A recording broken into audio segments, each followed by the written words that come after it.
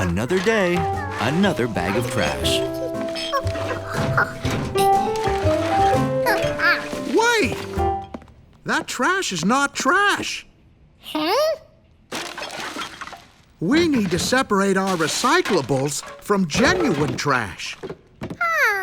The city's having a contest. The apartment building collecting the most recycling wins the Golden Triangle Award. Ooh. So recycle, George. It'll make the planet and our trash a lot neater. Recycling sounded like something George would want to help with. Once he found out what it was. Uh-huh. Recycling can make those bottles and jars in the trash into new bottles and jars. Without it, they just pile up in garbage dumps and take up space all over the planet.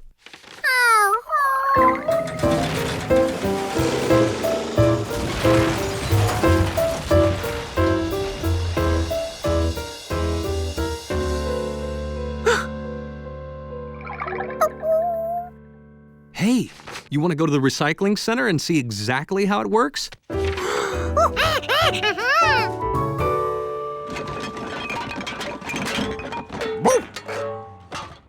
We're making an impressive start.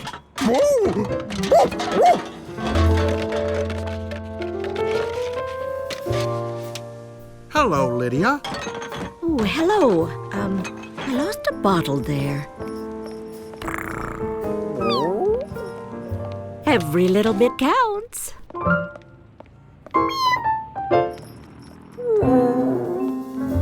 She must really want to win this contest, Hunley. She wouldn't even let one bottle get away.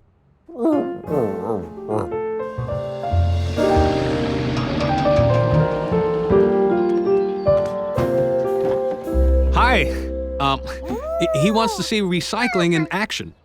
Well, who knew recycling was catching on with monkeys? I like it. This triangle on the bottom of a container means it can be recycled.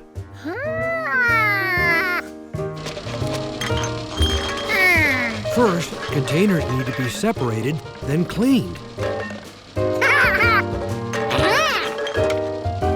Glass is broken into bits, then melted down to make new containers. Plastic works the same way. Recycled newspaper makes new newsprint. Think you're ready to start recycling? Now you can help with the contest. 3 cans, and it's not even noon. I bet Lydia hasn't even gotten a bottle cap. Huh?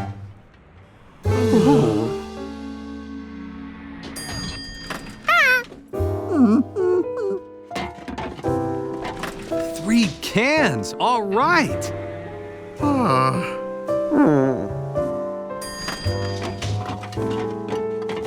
Oh, maybe it's not going so well. If their doorman needed recycling, George was ready to get to work. But nothing was empty.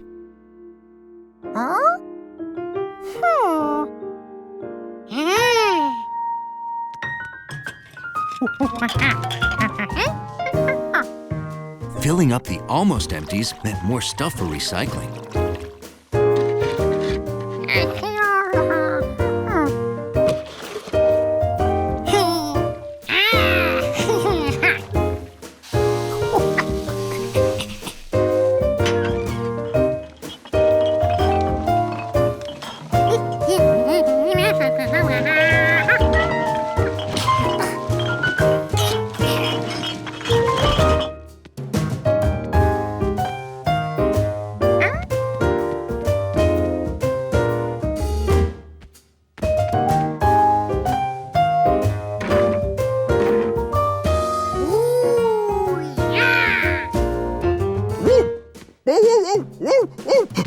What is it, boy? And we were feeling discouraged.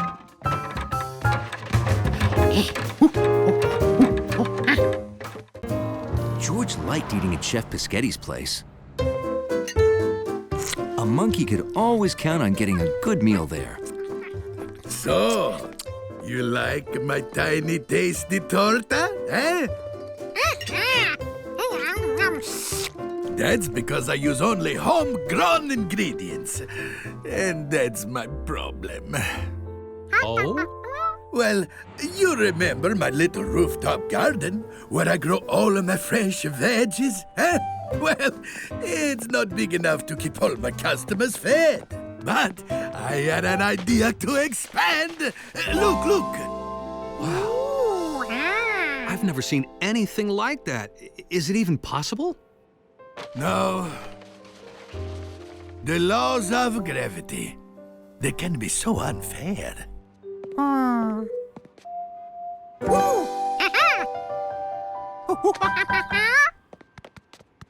That's right. We could put a garden on our roof and help you. Bene!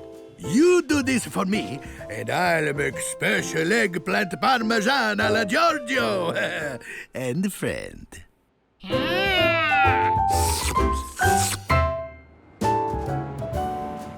We need seeds to plant a garden.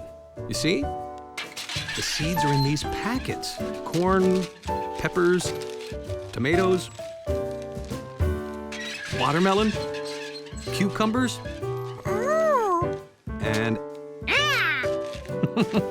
eggplant.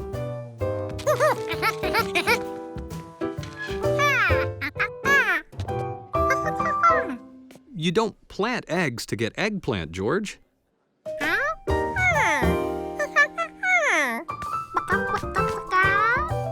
Yes, chickens come from eggs, but you don't plant them. See, eggs come from chickens, then chickens come from eggs. Another day, maybe.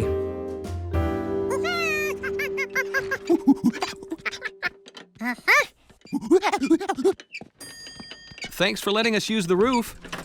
Every roof should have a garden. George and dirt? When would that man with the yellow hat ever learn?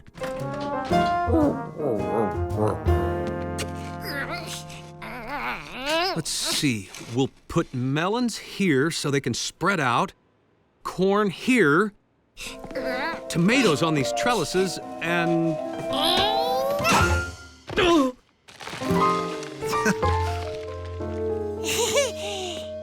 Say, George, why don't you get the seeds out?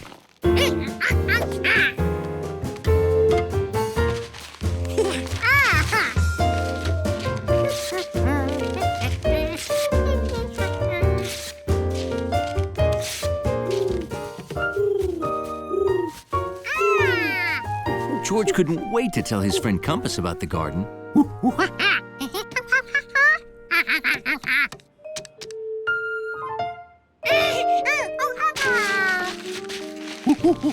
Compass wished George would let him eat those tasty seeds.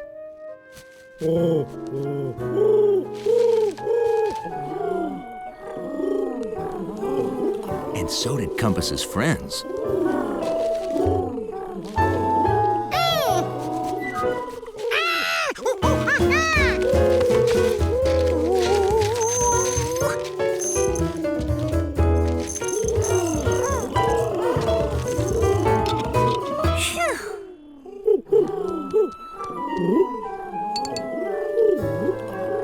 The seeds were safe now.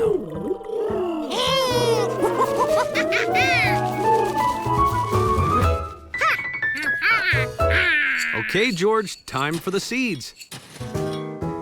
We'll start with the eggplant. You didn't dump all 6 seed packets in there, did you? Oh, no, stop.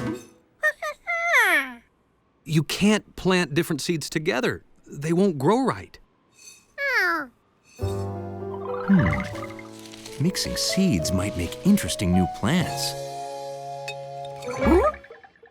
Well, George, each type of seed has different needs and must be planted just right. Mamma mia! I made you a special veggie pizza. Extra guava, the way you like it. George loved playing outdoors. But lately, the weather wasn't cooperating.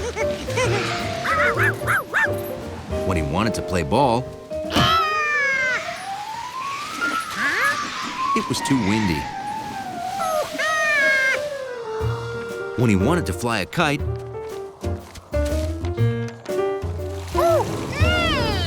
it rained.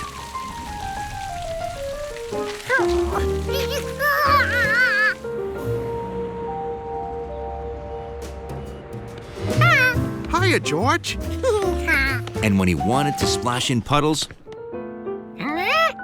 it didn't rain enough.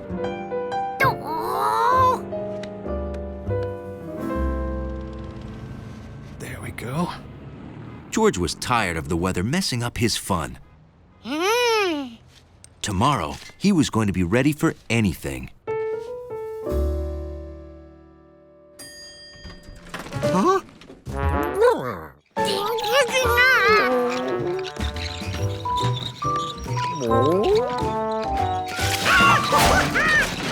George, are you all right?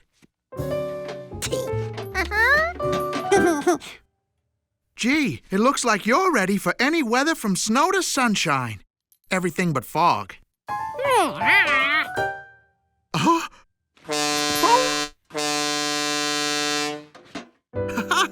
I've heard that some animals can instinctively predict the weather. I guess you're not one of them. If George could become an animal who could predict the weather, it sure would make his life easier.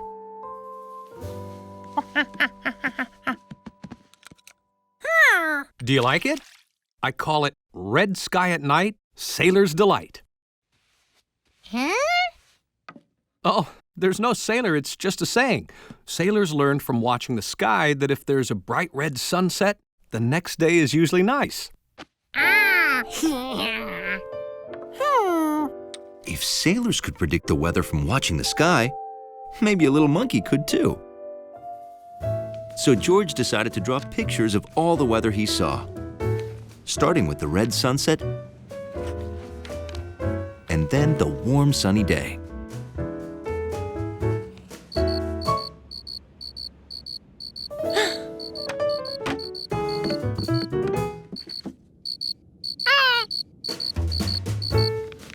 And he added that he met a cricket.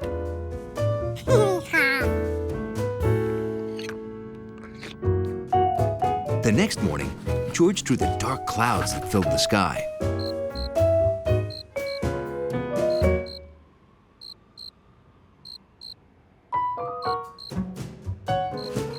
He also drew the cricket again, but drew fewer noise lines because the cricket had less to say on this chilly morning. When it rained in the afternoon, George drew that. So clouds meant rain. These were turning into very useful drawings. The next day, the clouds looked very different. Hey, George, it looks like a great day. You want to go to the park and have a picnic?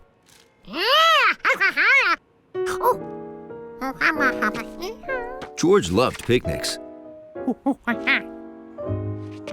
But he didn't want to get caught in the rain again. And clouds meant rain. But I thought that... Oh, okay, we can eat here. All done, George? Boy, what a great day, huh?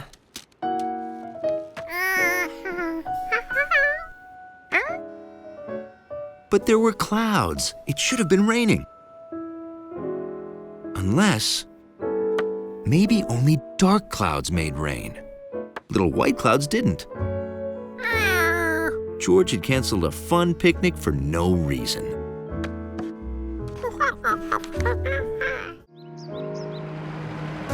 Steve and Betsy had never seen the country, so the man with the yellow hat invited them for the weekend. Amazing! This really is the country. Big skies, green pastures. Oh Oh, ooh, wild animals! Sheep and cows aren't wild, Steve. They're domesticated, like Charky. Huh, Sharky's pretty wild. I think I'd rather chase a cow around the city.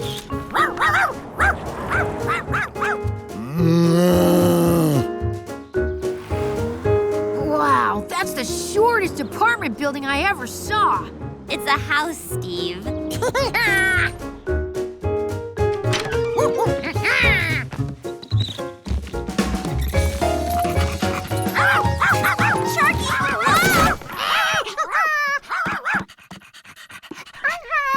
You could have left the books at home. There's so much to see, you won't have time for reading. Whoa, Sharky! That's a rainbow. And see the gold at the end? And the leprechaun? Oh! Rainbows are always the same colors. Red, orange, yellow, green, blue, indigo, and violet. I can make a rainbow. Wanna see? I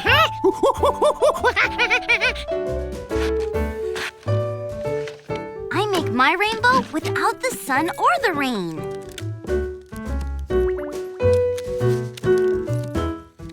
The flashlight is like a sunbeam.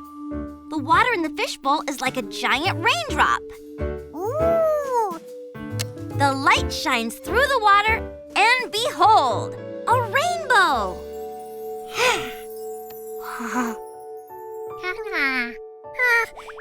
Betsy's rainbow was nice.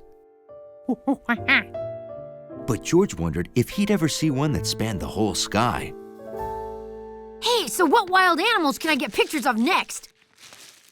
Well, we've got skunks, squirrels, a moose or two. A moose? Now there's something you don't see every day on N Avenue. Yeah. All done. There's your lunch. You're ready to go see the country.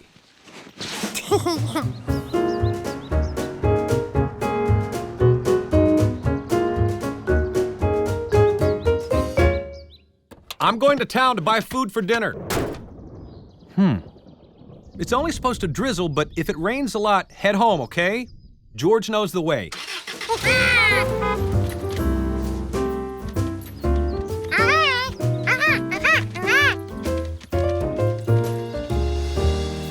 Betsy, wait! I'm not leaving without a moose picture. Holler if you see a moose.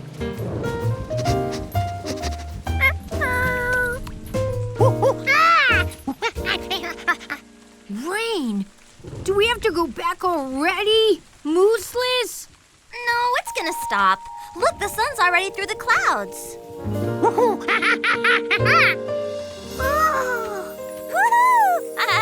Amazing! That's the biggest rainbow I ever saw in person.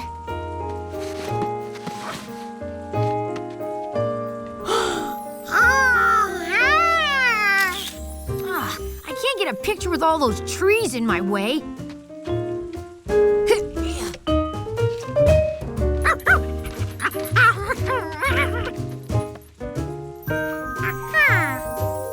George didn't see any gold at the end of the real rainbow from here, so he'd just have to go there. Sharky, no! George, where are you going? Steve, come on. George and Sharky ran off. Hey, what? Where?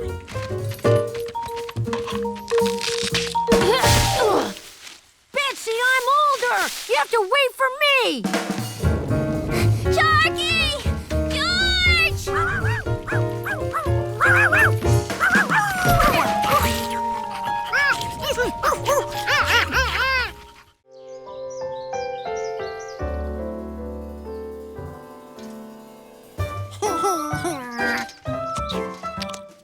Nothing makes a weekend in the country better than a chance to help feed Bill's bunnies. Here you go.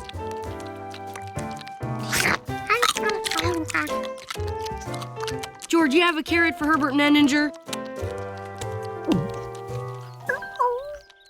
None left? We better get more.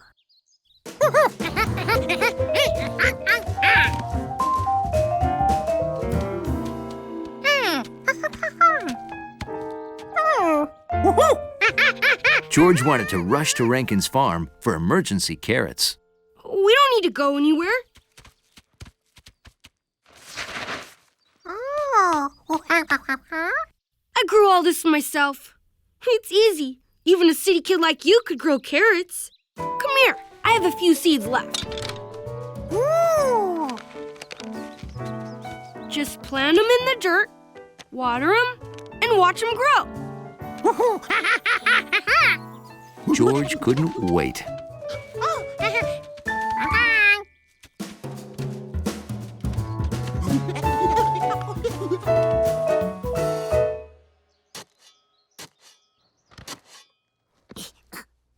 George, is that you making that sound? It kind of sounds like... Oh boy.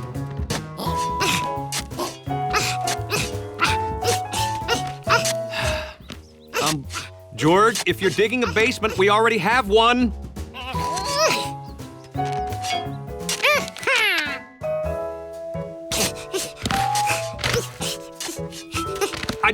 What are you... You wouldn't be planting those seeds, would you? Yeah, okay, time out. George, that's not how you plant seeds. Well, you have to take them out of the package. The instructions are written here, see? On the back. Well, let's see. First off, that hole's a little too deep. There we go.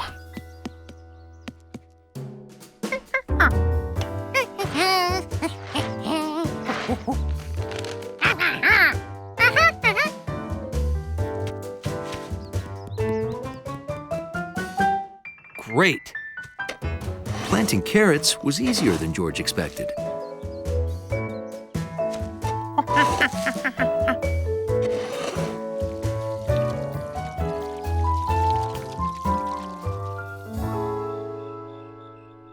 George was so excited, he dreamed of carrots all night.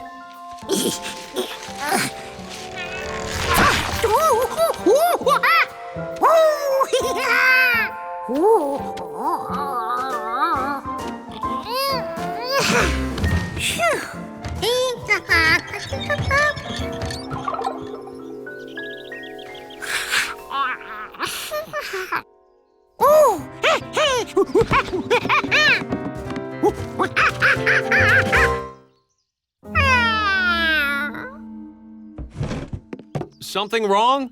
Oh, but carrots don't grow overnight. It takes time and watering.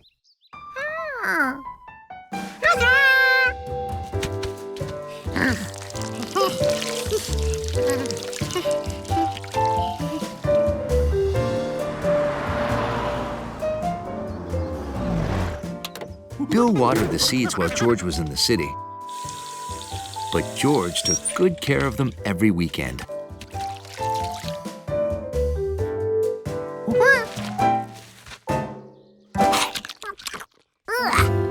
Too bitter.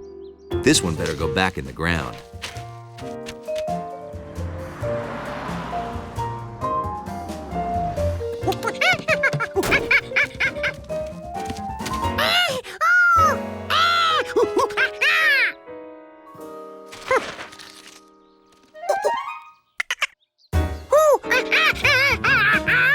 George explained that this was his garden, not a squirrel nut spot.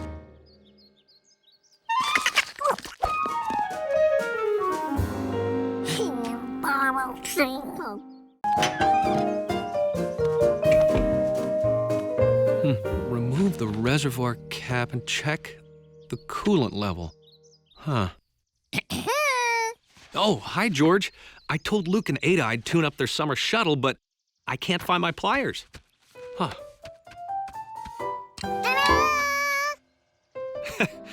Oh, right. Now, where did I put my cold drink?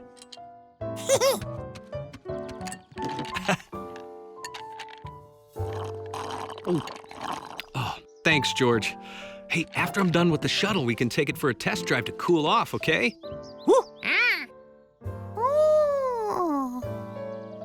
ice.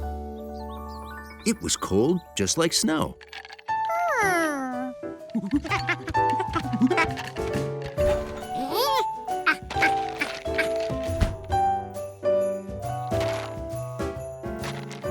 Ice cubes were much bigger than snowflakes, though.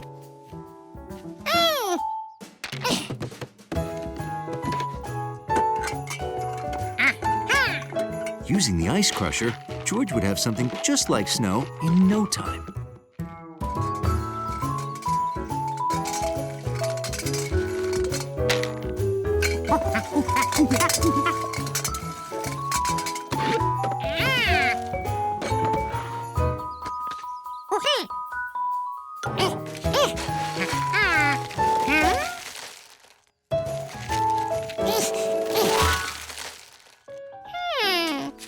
Hey, George! What you doing? Cooling off with ice water? City kids, you can't build a snowman with pieces of ice, George. You need soft, wet snow to make a snowball. These ice chips are too hard and too thick, see?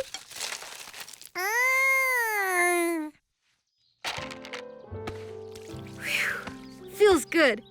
Well, back to my paper route. Thanks for the ice, George!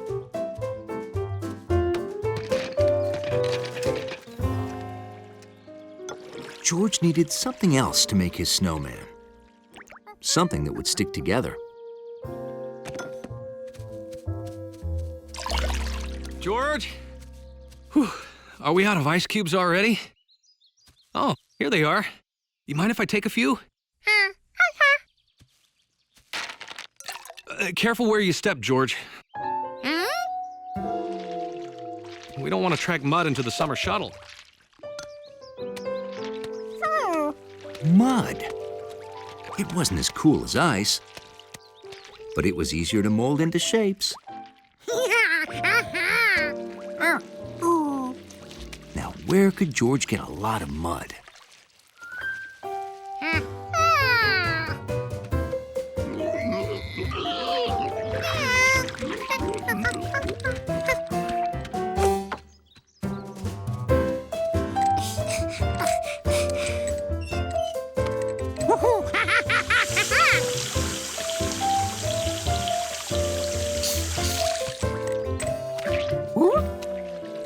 This mud was just as useless as those ice chips for making snowballs. Woo! Hey, George. Having trouble with your mud pie recipe? The perfect mud pie depends on the right mix of soil and water. There you go.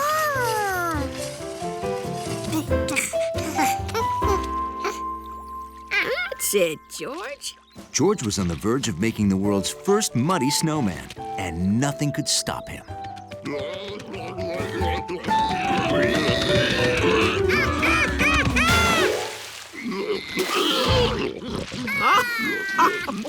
Oh, I'm sorry, George. When it comes to mud, they have the final say around here. Stay cool.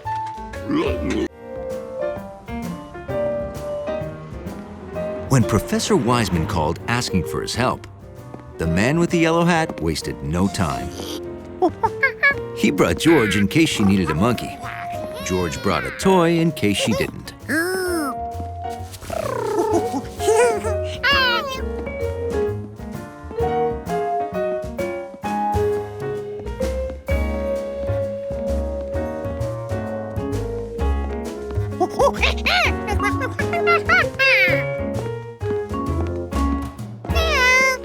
Hey guys, thanks for coming. The Stuyvesant Museum loaned us this dinosaur.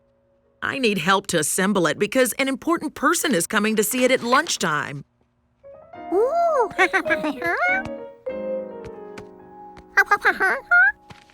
This is what dinosaur skeletons look like before they're put together, George. Cool, huh? We even have instructions drawn by the man who dug up this fossil, Dr. Raj Desai.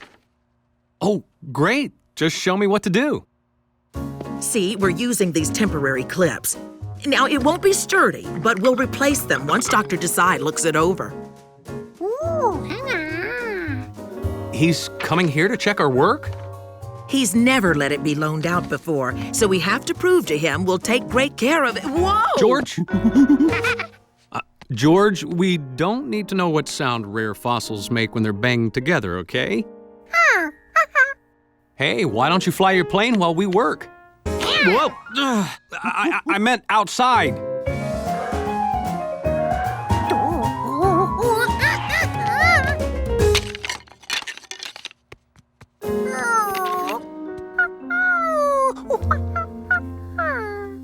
Oh, just because it came apart doesn't mean it's ruined, George.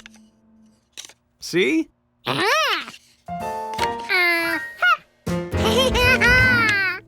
Outside, okay?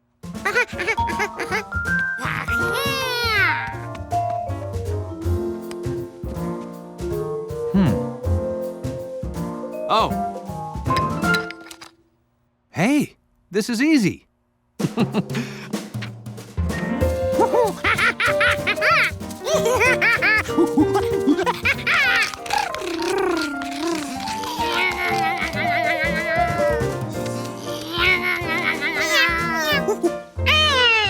It was easy for George to find someone to play with. Since cats feel they just have to stop anything that moves.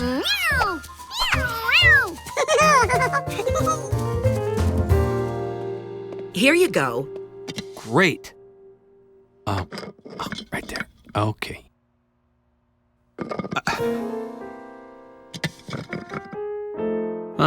This skull doesn't seem right. Well, it's correct according to the instructions. Okay, if that's what it says.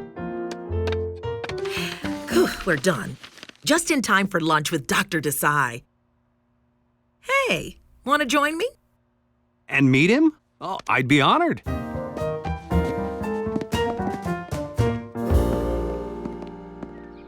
Right outside, it was the best game of Cat Tries to Catch a Plane ever.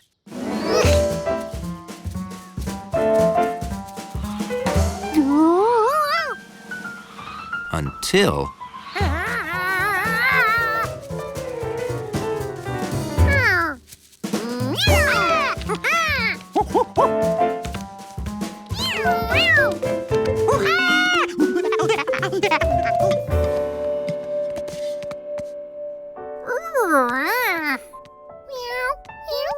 If they didn't find the plane, the game was over.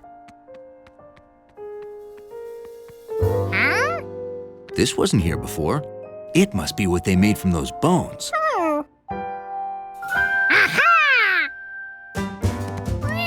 Gnocchi wanted that plane.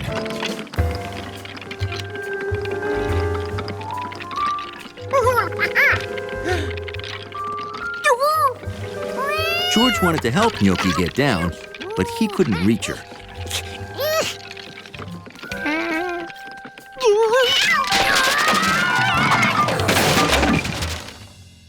That was a bad idea.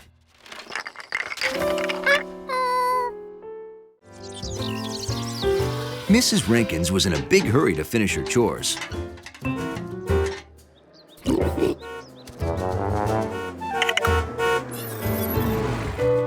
But she was never too busy for her favorite neighbors. Good morning.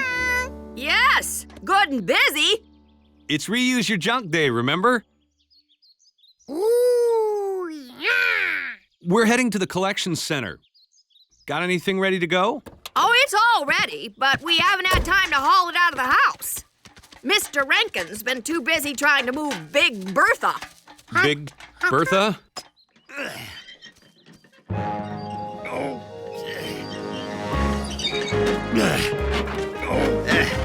Little help here? I've got you.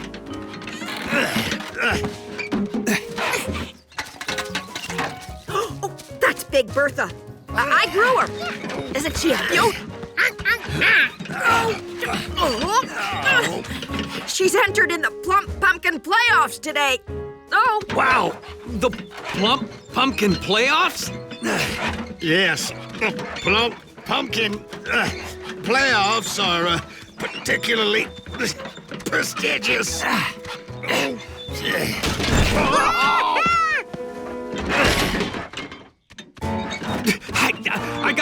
I got it! I don't got it! Don't! Now I got it! Oh, I got it! I got it. Lean left, lean left! No, my left. No, your left. Oh, careful! Don't bruise Bertha!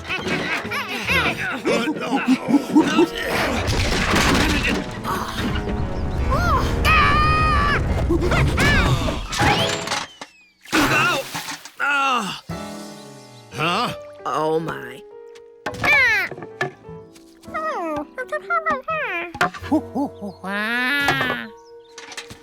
Well, George, it looks like you've discovered how a lever works. Well, you landed on the end of the plank, which launched the bucket in the air onto my hat. Thanks for your help.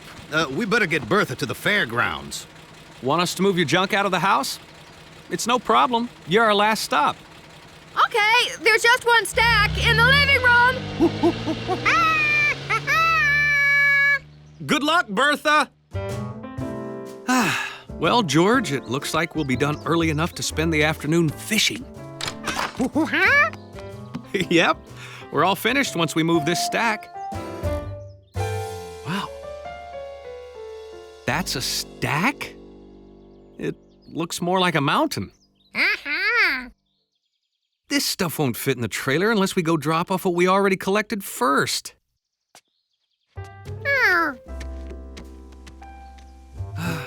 I'm afraid this will take the rest of the afternoon, George. Guess there'll be no fishing for us.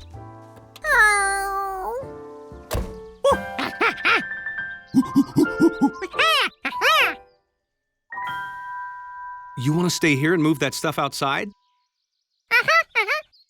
Well, good idea. That'd sure save time, George. Pile it in front of the pig pen, then we'll load it up quick when I get back, okay? Be a good little monkey.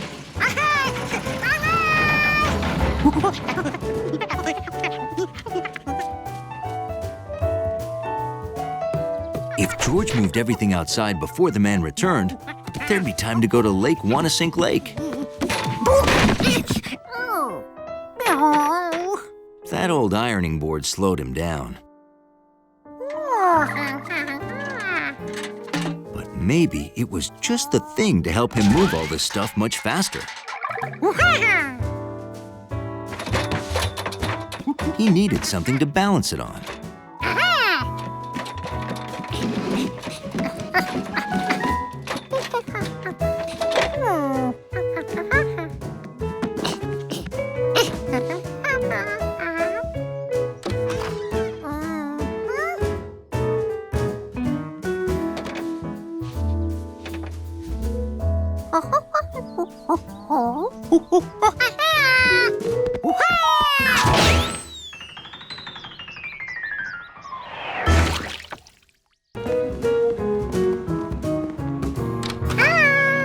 Hello, fellow bird watchers.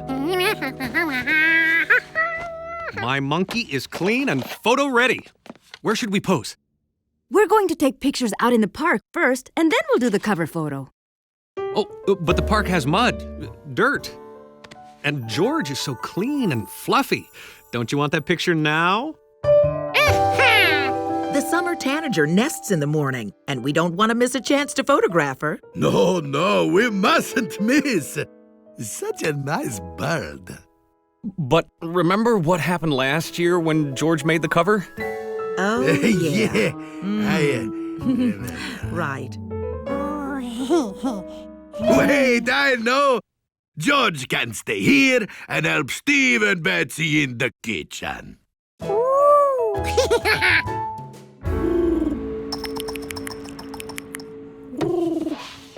Anyone need the help of 4 extra hens? Whoa, George! Hi, George.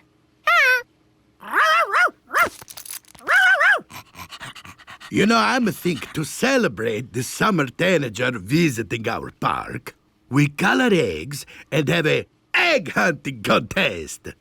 Oh, that looks like a messy job to me.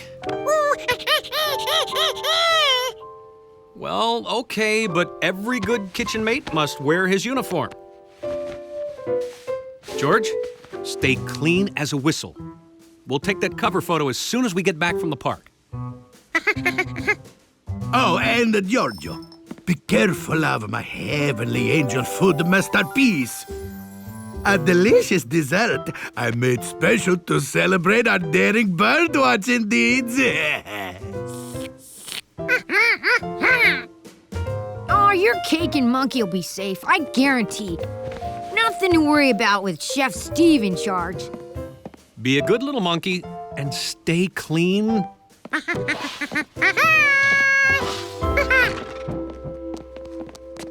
come you get to be chef? 'Cause I'm older and more experienced. And I've got the hat. George. Let an egg-coloring expert show you how it's done. Sorry, Sharky, no egg dipping for you. Now, George, you see these 3 pots? One is red dye, one blue, and the other yellow. They're called, you know. Primary colors.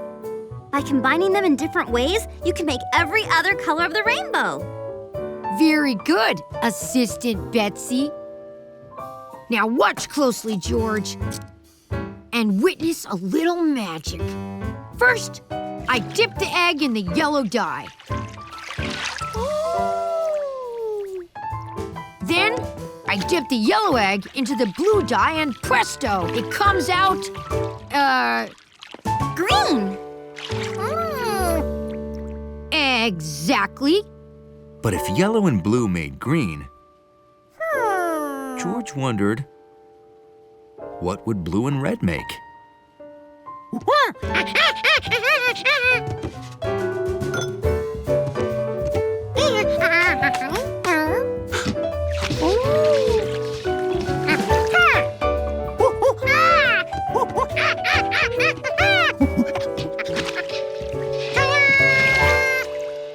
Why, George, you've created a brand new fruit, a banana.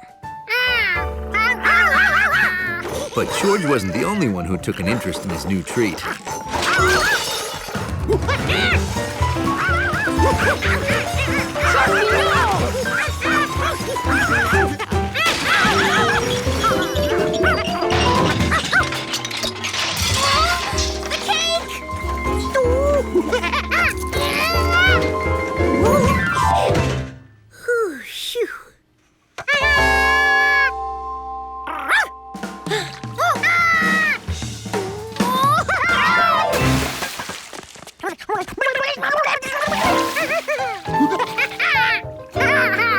George, you're yellow!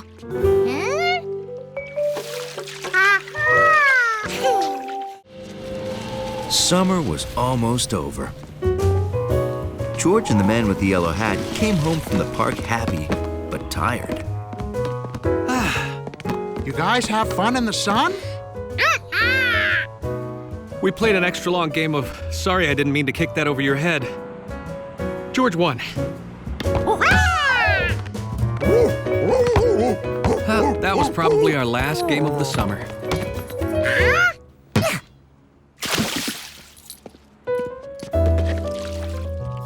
Summer's over, George. The weather will be turning cold soon.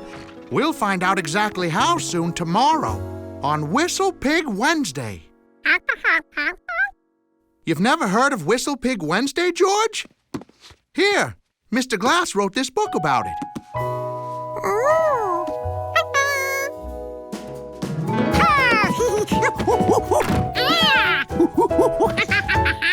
Yes, that's a whistle pig. Are you hinting you want to read that now?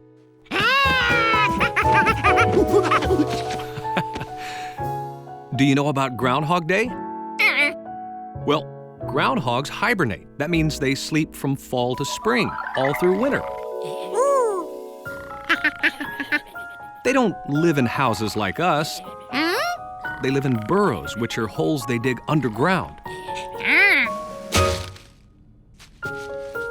On February 2nd, the groundhog wakes up and looks outside. If it sees its shadow, it goes back to sleep. because winter will last 6 more weeks. Around here, we call groundhogs whistle pigs. Since we didn't call them groundhogs, we couldn't have Groundhog Day. Back when Mr. Glass was 7 years old, he met Sherry Whistlepig in Endless Park. They had a fun day. The next day was the last Wednesday in August, and he went to her home, which was a burrow in the park.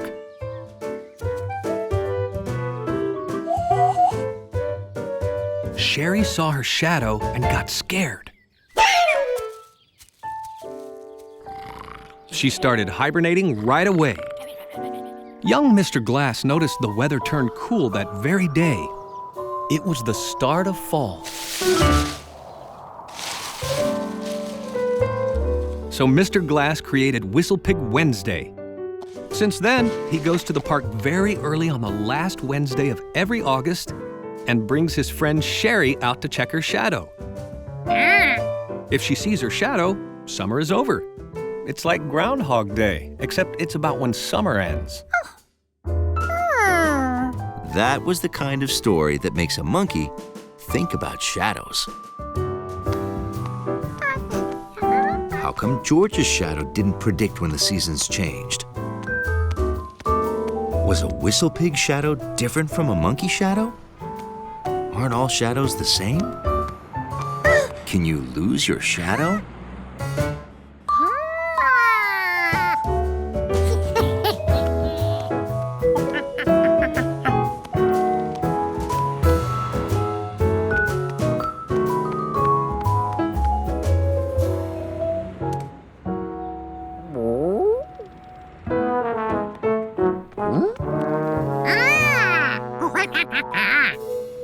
Now he had 2 shadows to compare.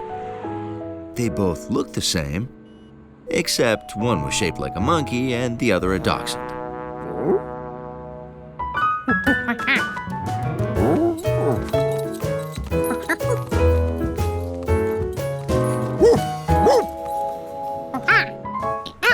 George explained that both shadows moved over stuff the same way, and neither one predicted the weather. But Hundley had a dog shadow. To see if a Whistlepig shadow was different, he needed to see a Whistlepig shadow. Hundley never really noticed a shadow before. It looked dirty.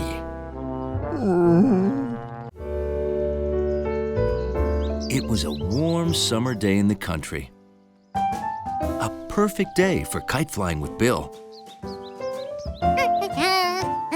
Faster! But Bill was busy yelling at a mound of dirt. You can do it! Show him what you got! George was pretty sure that a mound of dirt wouldn't move, no matter how much you encouraged it. Hi, George! Being a city kid, you probably don't race worms, huh? They're in there, burrowing.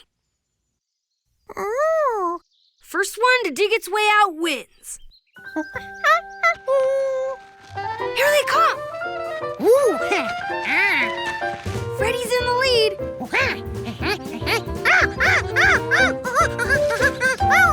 All right! Fast Freddy wins again! Isn't he a beaut, George? George? George went to find his own racing worms, and he knew just where to find them. Sometimes they were under the damp leaves in the shade.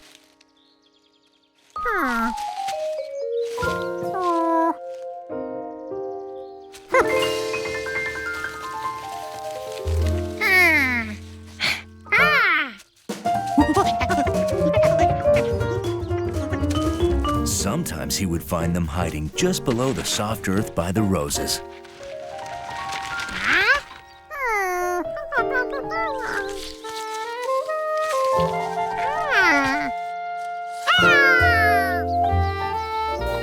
Wow, that sure is a biggie, George. And he's sure got a lot of wiggle power. Look at all those segments. Huh?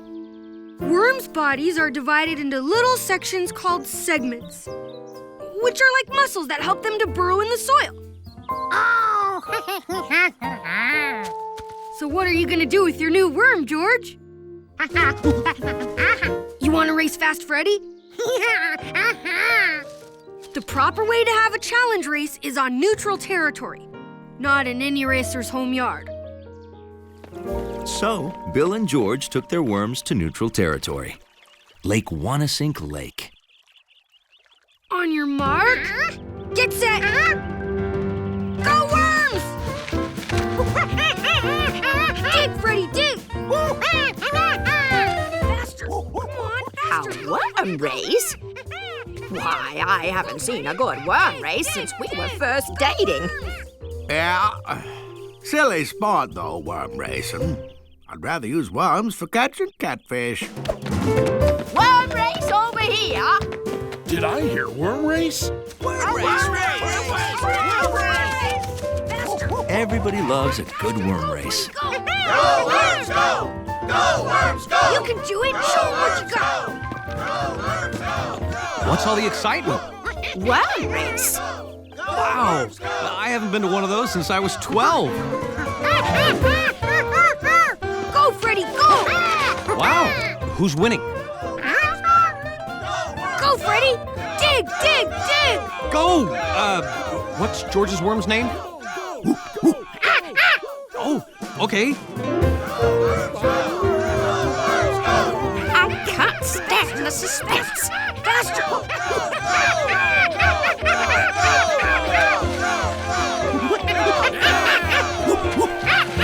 Go!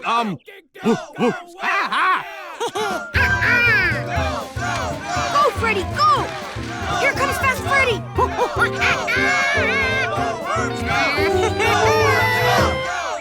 And the winner is... Wow, city slang! The winner is George's worm by a segment!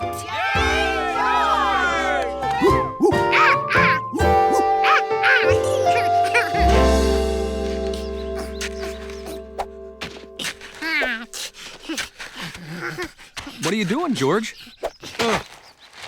Oh, digging for more worms, I see. Oh! Well, it's time to wash up for lunch.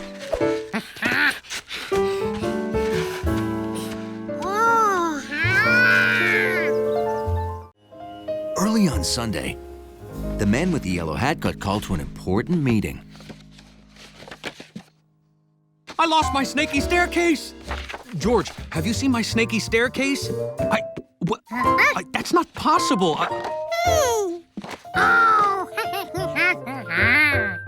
Oh, boy. Oh.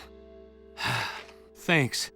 Professor Wiseman says I should show my drawings to Dr. Forbin, but she didn't say why. She only said it's a great chance and I should hurry over. Come on. Can't be late.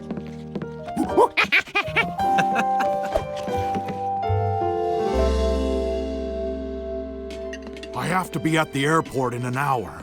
I can't wait around. Don't worry, he's always on time. Usually. Well, you'll love his drawings when he gets here. We're in too much of a hurry to walk. We're gonna take the bus.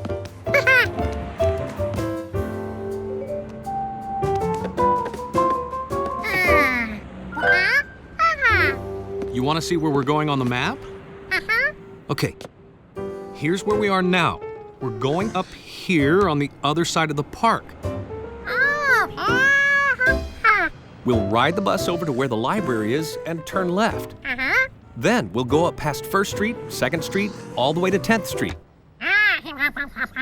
Then we'll turn left again and go over to the Glass Palace. George wanted to take a map with him to trace their route, but there were no free maps left. Here's the bus.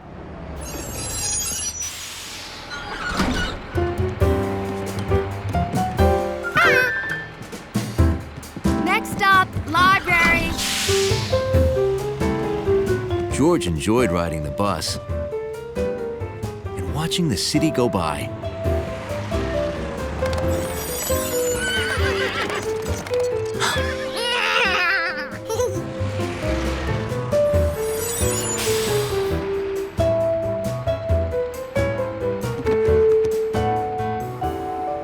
George saw something that really caught his eye.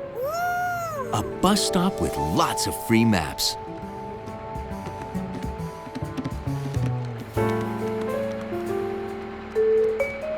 George? George?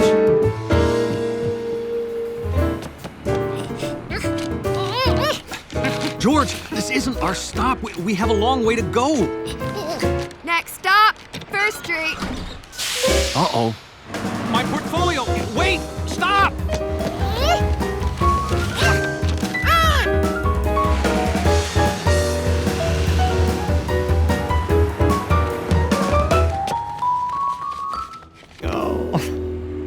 Okay. This is not a problem. This is not a problem. All that happened is the bus drove off with my presentation. The one I'm supposed to show in 7 minutes. Right. We have a map, so we know exactly where that bus is going. We just have to catch up with it. He could get on that bike and catch the bus. Taxi! Taxi! Taxi! Tax! Go! George! Oh. George, come back! Taxi! I have to leave in 6 minutes. He'll be here.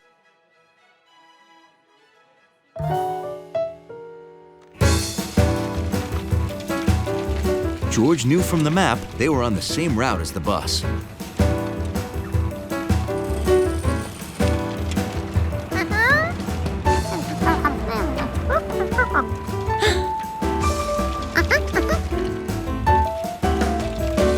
But could they catch it? Taxi! Quick, I'm trying to catch a bus. You're taking a cab to catch a bus. And keep your eyes open for a monkey on a bicycle. You want me to find you a monkey on a bicycle? It was a good day for bouncing balls.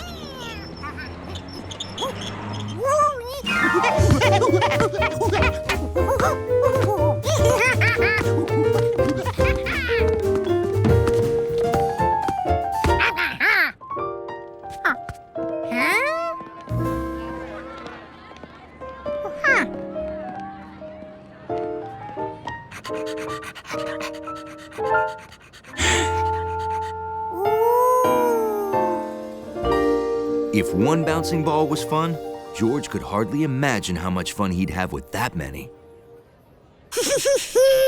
Oh, welcome to the launch of the new Mega Bouncing Fun Ball.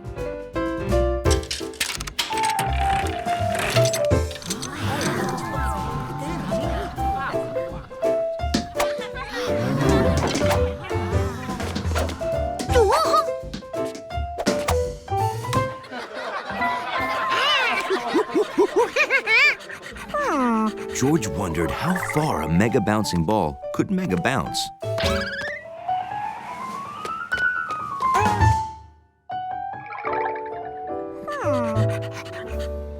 Gotcha. This is the first fun ball contest ever, anywhere.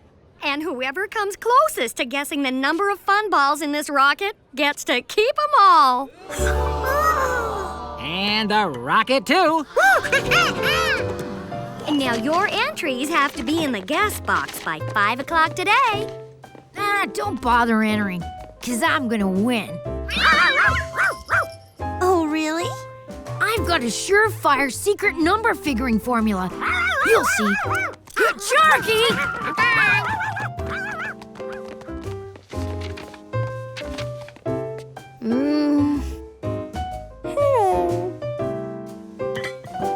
This calls for some math.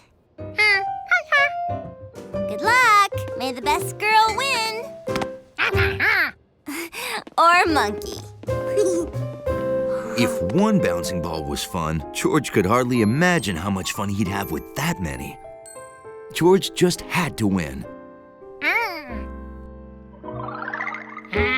If he had his own fun ball machine, he could count how many balls fit inside it and win for sure. Maybe he didn't need a whole machine. Just something the same shape and size as the part that held the fun balls.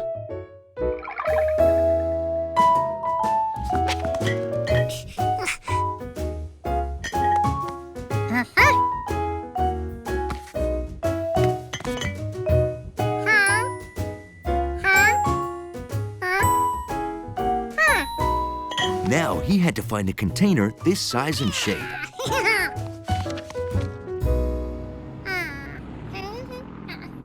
He didn't have one round container in his closet.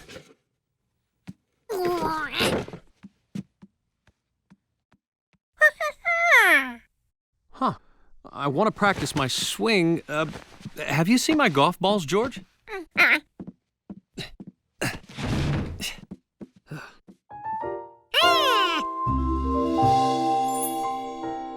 George remembered they had a hat box that was just the right shape.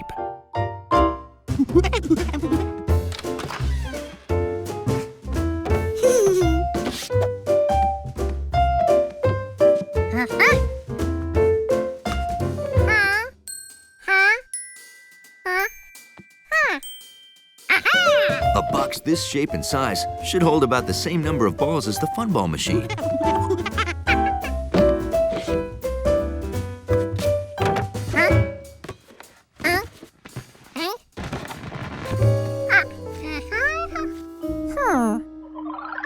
That machine held more fun balls than this. Because these were too big. George needed smaller round things to fill the box. Found them. Oh, but I can't practice now. I gotta go pick up our fruit and veggies at the grocery store. Some fruit was smaller and round. You'll pick them up? Oh, well, great, George. Thanks. I'll be at the park. Here they come, Hundley.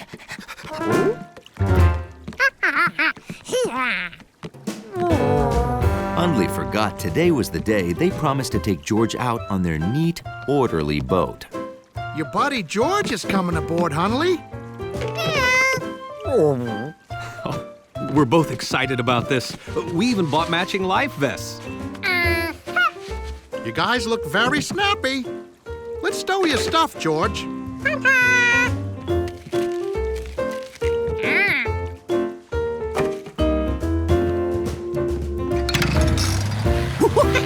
Well, here we go.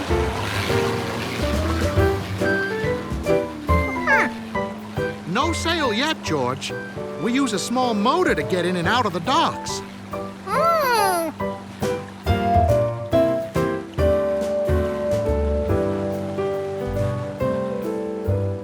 Okay, we're ready to set sail.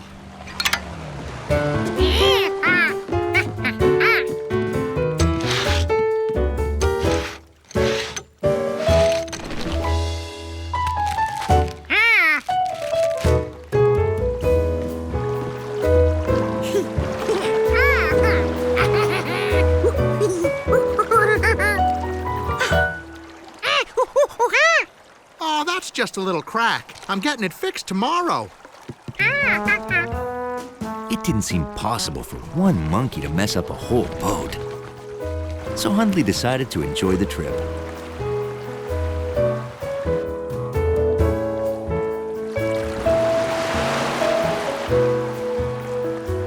Look, school of dolphins ahead.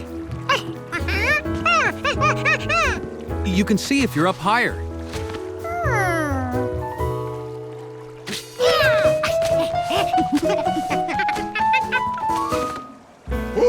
George, be careful!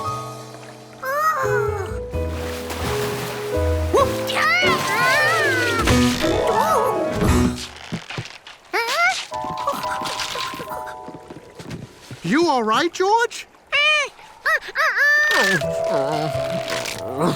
Should it do that? No. We better head home before it gets worse. Sorry, guys. Hundley was relieved. The sooner they got home, the less George could make a mess of things. If we stop at Wilson's Island, I can reinforce the boom so we can sail back without worrying. Great.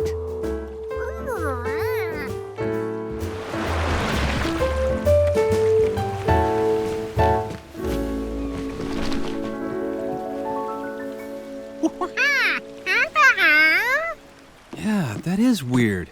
Palm trees don't grow in this part of the world, do they? No, Mr. Wilson brought in rocks, shells, and trees from the tropics to create an exotic island home. Wow. So Mr. Wilson lives here? No, he never moved in. So now it's a deserted tropical island, like you read about.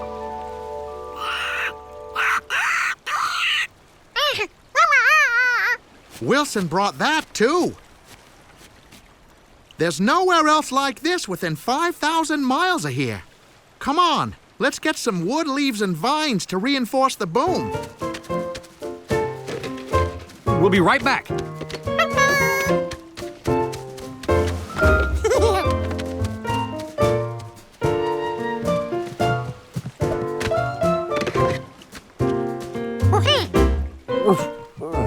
That sand looked messy. Hundley decided to wait in a clean boat.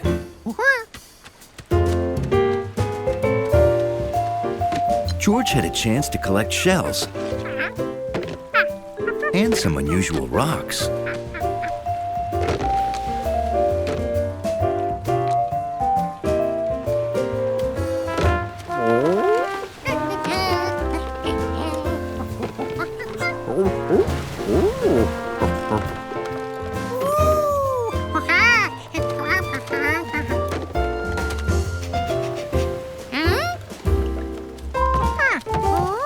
George remembered seeing that thing on the boat. It must have fallen out.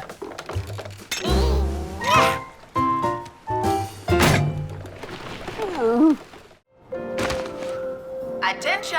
Will the Antarctic research team please report to the conference room immediately? Come on, George. Duty calls. Here we are, guys. The Antarctic. Our objective is to observe and record the behavior of the region's flightless native seabirds. We're here to take pictures of penguins.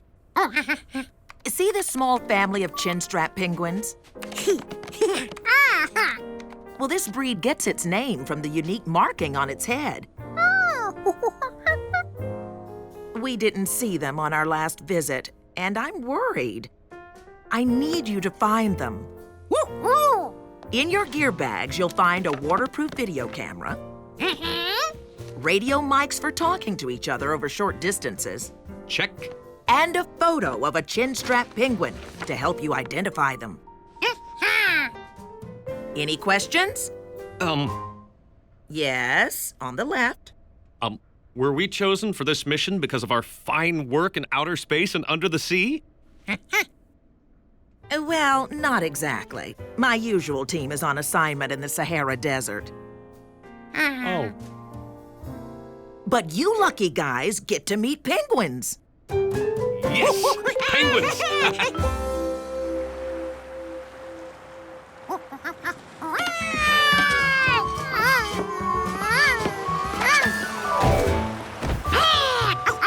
George couldn't wait to meet a real penguin.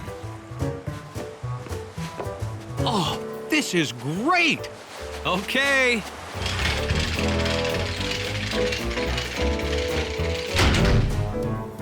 I'm moving on to the nesting grounds of the emperor penguins.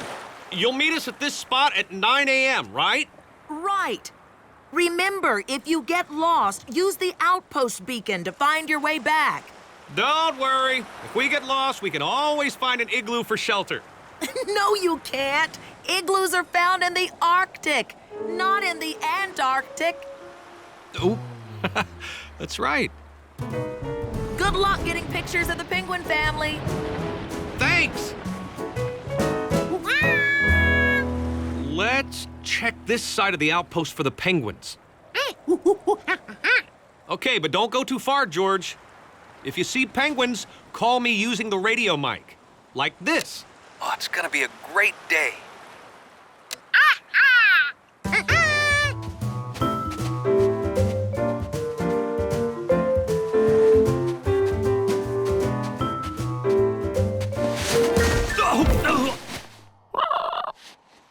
Hi. I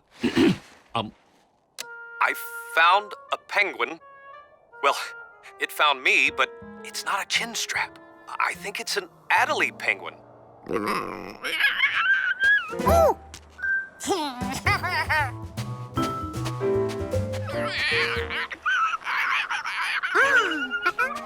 That sounded close. Like something on the other side of this snow.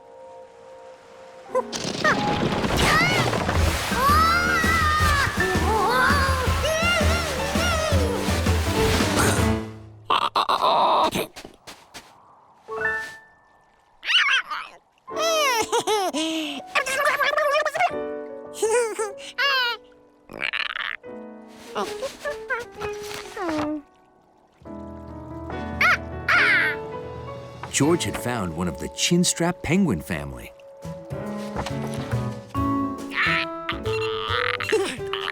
George was so excited, he forgot to call the man with the yellow hat. He also forgot to look where he was going.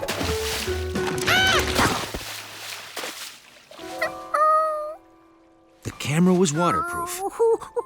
Now George wished it would stay in one place.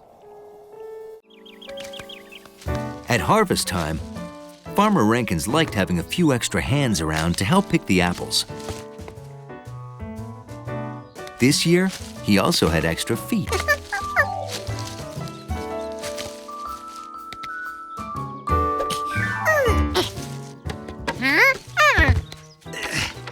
It's real nice of you two to help out. Our orchard is small, so getting every apple is important. Well, that's what neighbors are for.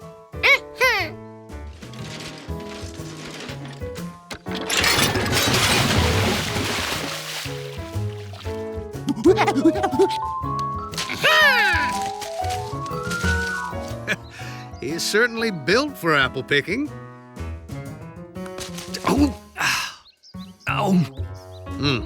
Can't say the same for your hat. I'm gonna join the missus round back. Once you fill that cart, you can unload it in the washing trough. Will do.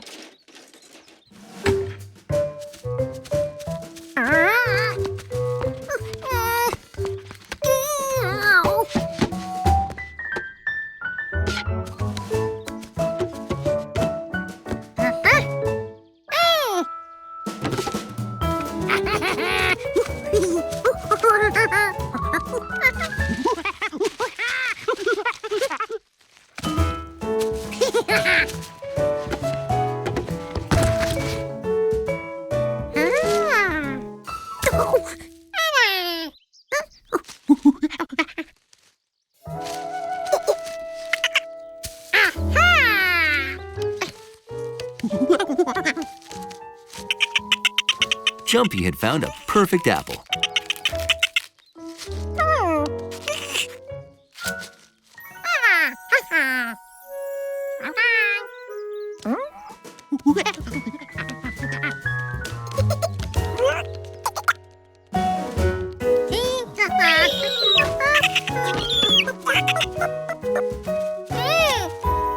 Oh, one more? Okay, put it in.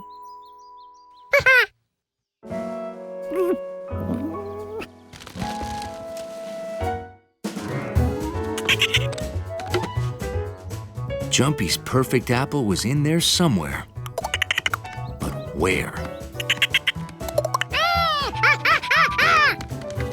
Jumpy apparently didn't know that the Rankins needed every apple. Easy now, George. That lever releases all of the apples. George thought that was an excellent way to get Jumpy out of the cart. No! And it worked.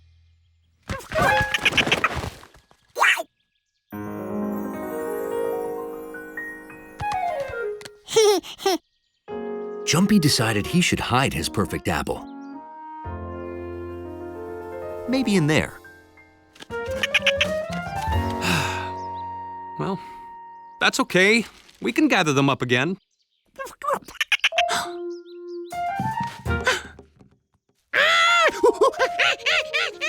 Or I can just do it myself.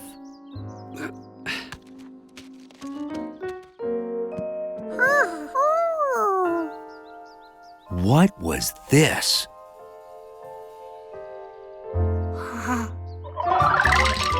It must have been some kind of monkey playground with all sorts of things to climb on and swing from. But George wasn't there to play. He had to get that apple from Jumpy. If only he could find a light switch.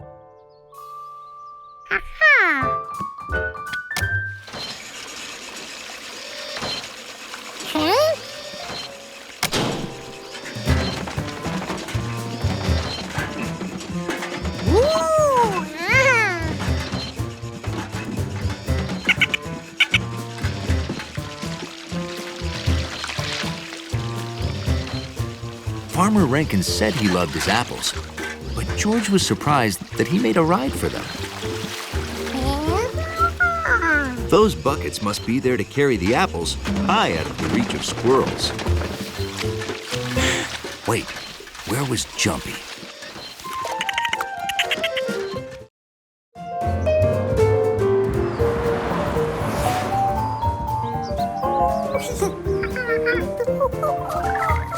When a monkey's looking forward to helping feed Bill's bunnies, the men with the yellow hat can't drive from the city to the country fast enough.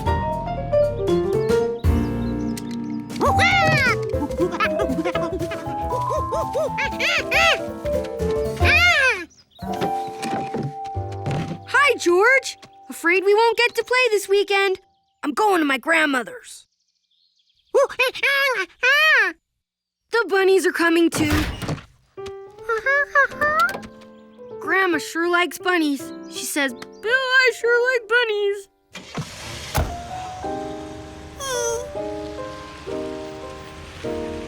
See ya.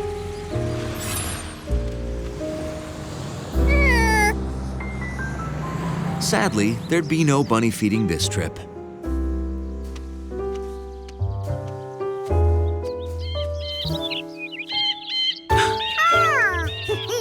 But there were still birds that needed to eat.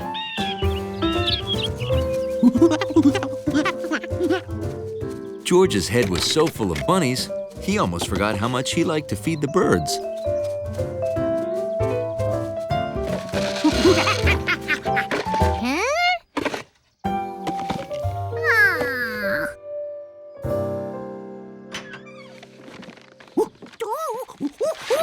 You sure you want such a giant bag of bird feed, George?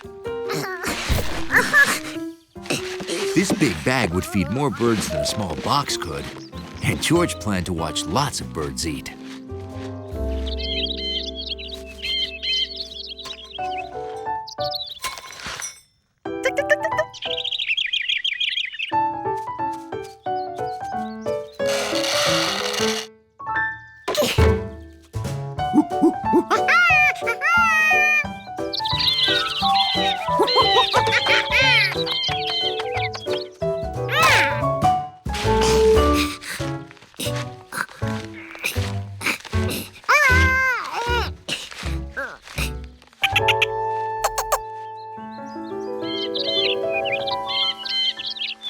And now, a fun weekend of watching happy birds eat.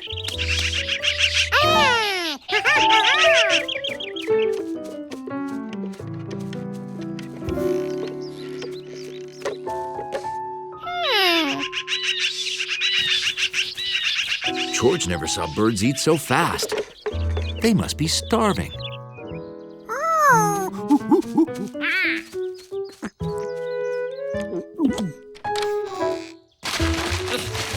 These birds were lucky they had a generous monkey around.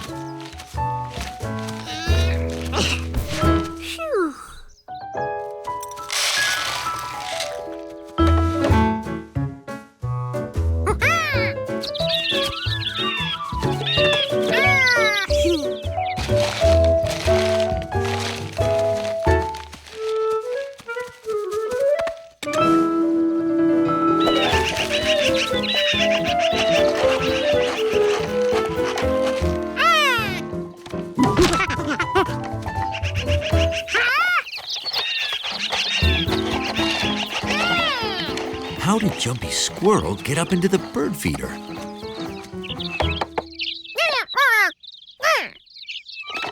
That's how.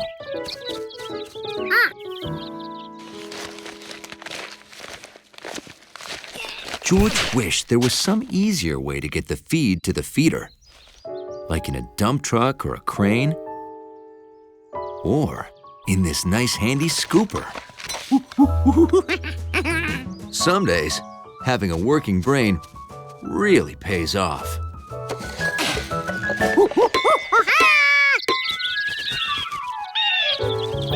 If George wanted to watch birds eat, he had to keep Jumpy away.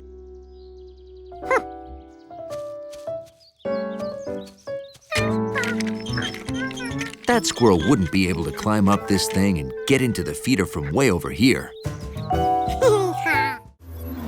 Being back in the country was exciting. George wondered if anything had changed since he'd been gone. George had never seen so many flowers at Bill's house. That's some garden you've got going. Thanks to the Rankin's compost.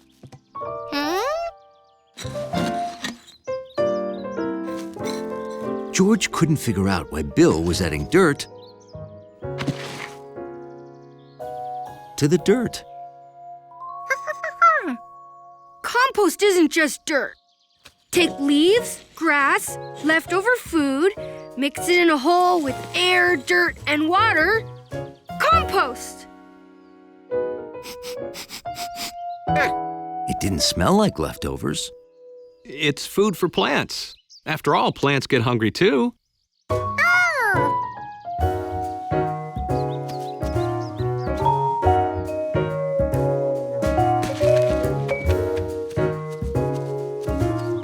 George never fed these plants. They had to be starving.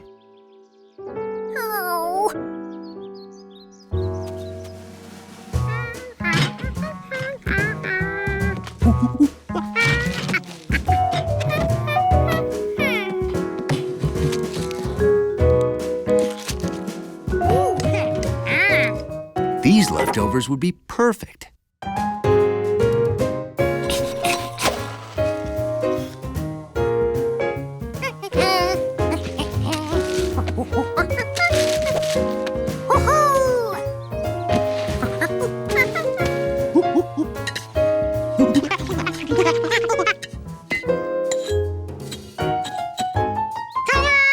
George felt like the world's best monkey compost chef.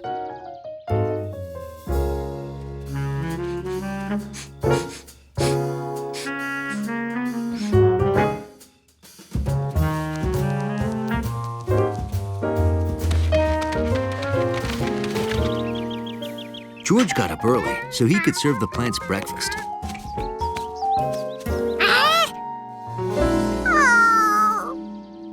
George, do you want blueberries with your... Ew, what is that smell?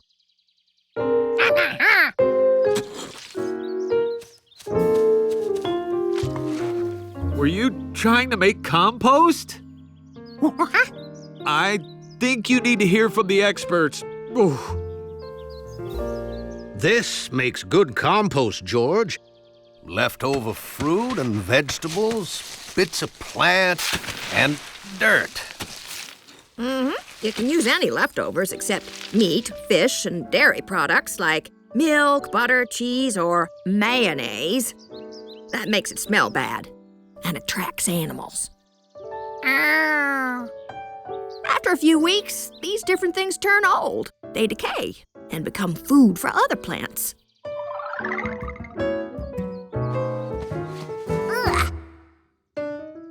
George was glad to hear there was a use for forgotten bananas. Now, this is what your compost should look like. And smell like.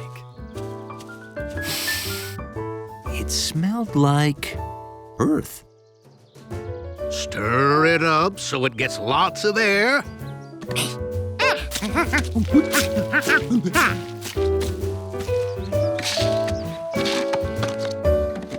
This This'll keep your plants healthy and green.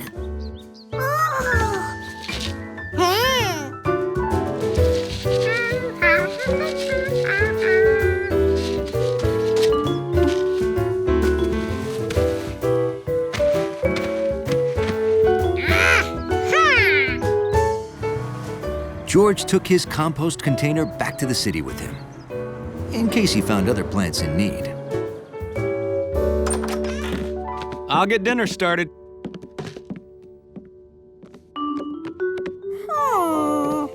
This plant looked hungry.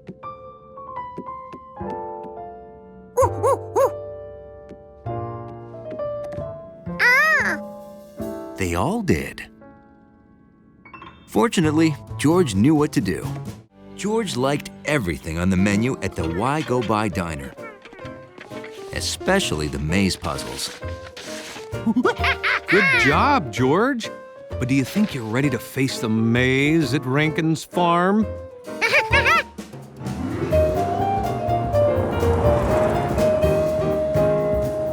Wow, there it is. That was the maze? George was gonna need a bigger crayon. Welcome, radio listeners, to the Amazing Maze Race, the annual contest to see who can solve Farmer Rankin's cornfield maze the fastest. This year, Farmer Rankin's has cut a doozy of a path, with more T-intersections and dead ends than ever. Whoever first finds the exit, way over by the barn, wins, don't you know? I see our competitors have received their maps. Let's find out what strategies they'll be using. Oh, we're leaving it all up to Tina. Who's Tina? Not who, what? Our tiny, intelligent navigation aid. Tina uses satellites, sonar, and infrared signals. Yeah, in fact, we won't even need our map. Yeah. Where's your partner, Sprint? My partner would just slow me down. So would reading the map. I plan to keep running until I find the exit. I'm keeping track of where I go by dropping kernels of corn. Or maize, as it's known throughout the world. We're gonna rely on our map. George is great at paper mazes. Don't worry, George. The map is just like the maze on your menu, only a little bigger. Okay, the only rule is that you cannot cut through the corn stalks. Everybody ready? Yeah! On your marks, get set, maze!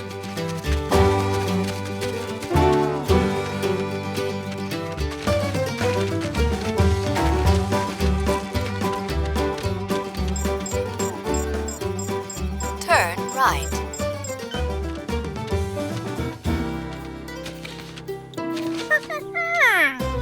Come in through. See? We are here. That way has a dead end around the corner. Aw, rats. Get in. So we should go this way. Oh. Excuse me?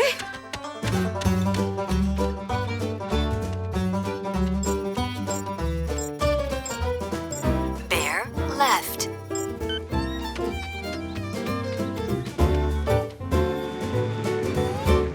Oh, this is incredible.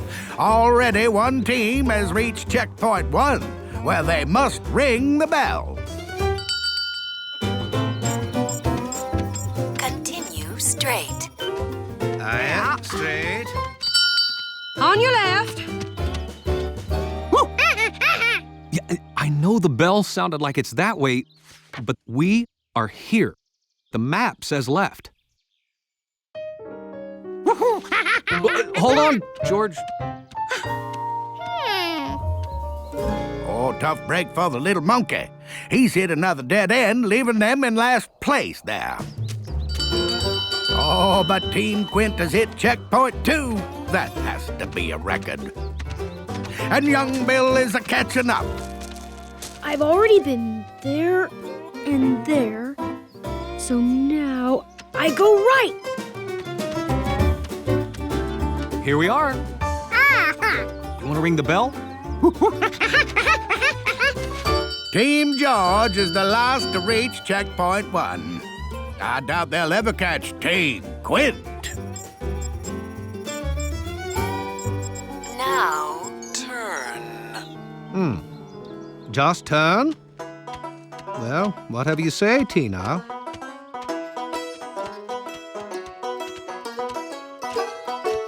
This doesn't feel right. See? Here's the bridge and the red tractor. It's all on the map. The maze looked a lot more like the map when seen from above. And now George could easily see the path to the next bell. I'm right behind you, George. George and the man with the yellow hat were giving Professor Wiseman a hand testing her newest invention. Oh, this is great! The Wiseman Dixacta measures how much soil you remove. Perfect for archaeological excavation.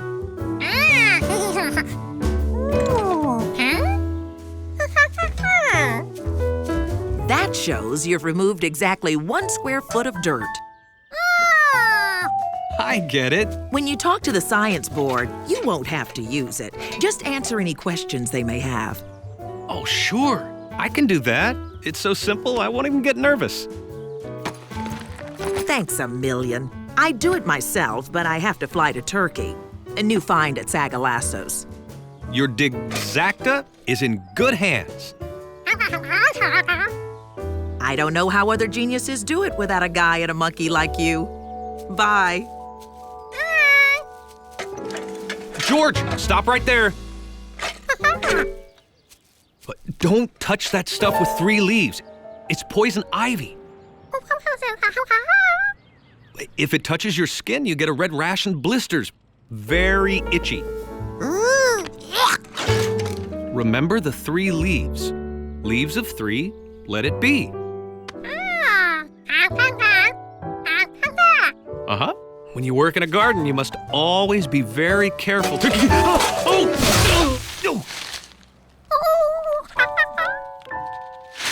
Oh, this isn't good.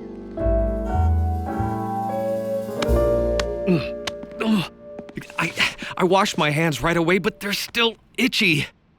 Washing your hands immediately is the right thing to do, but you have had a severe allergic reaction.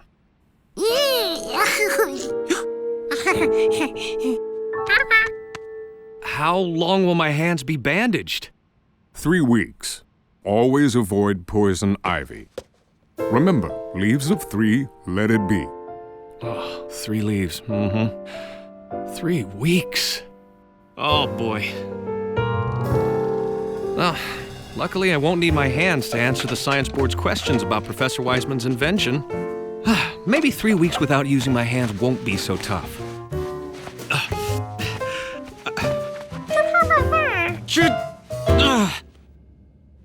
I can't get my keys out of my pocket. Can you get them, George? In my jacket, up here.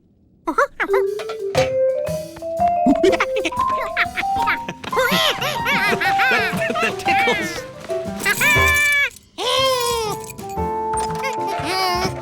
George was more than happy to do everything the man usually did.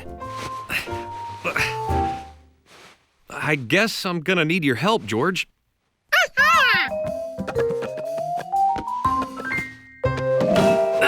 Oh! Oops.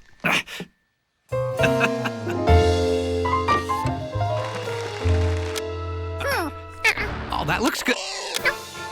The symphony. Oh, a western. Oh, not the Animal Channel again. Oh, that's great. Oh, George. O. M. It's just... It's right...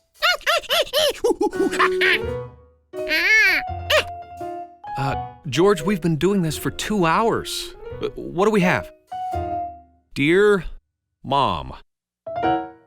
Well, what do you say we do more tomorrow?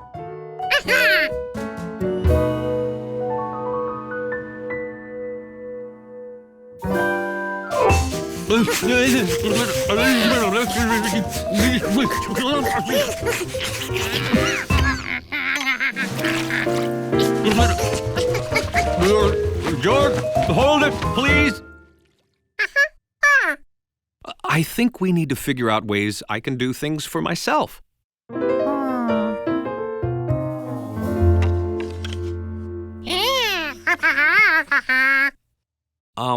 How would I use those?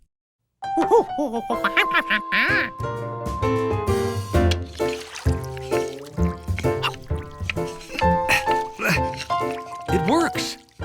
You may be a genius.